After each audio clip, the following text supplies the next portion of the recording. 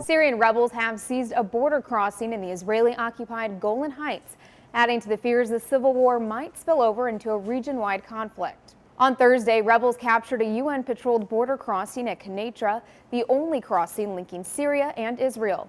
It is significant in many ways and in a symbolic way as well. You know, the border between Syria and Israel, despite all the strong rhetoric between the two countries, have been quiet for almost 30 years. The New York Times says increased fighting near the Israeli-controlled territory has leaders worried. Israel has repeatedly declared that it has no intention of getting involved in the Syrian civil war, but that it will act to protect its own interests. Israel says it will not tolerate a heating up of the Golan frontier and a spillover of fire into Israeli-held territory. The rebels' taking of Quneitra comes a day after being dealt a major blow by government forces. President Bashar al-Assad's forces, backed by Hezbollah militants, retook the strategic town of Qusair from rebel forces yesterday. It offers the regime better access to the Mediterranean Sea and control over vital supply lines. White House Press Secretary Jay Carney says the U.S. condemns Assad's use of Hezbollah fighters to retake the strategic town.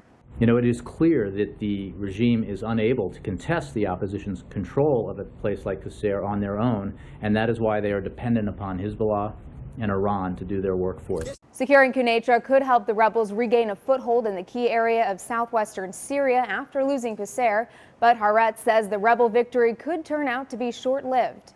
Government forces regrouped and re-engaged rebel fighters shortly after losing the crossing. Israeli defense forces positioned in lookout towers around noon said Assad's forces had regained control of the crossing amidst heavy fighting. Syrian state TV is also reporting the Syrian army recaptured Quneitra. The UN estimates more than 80,000 people have been killed since the uprising began 2 years ago. For Newsy, I'm Elizabeth Hagedorn.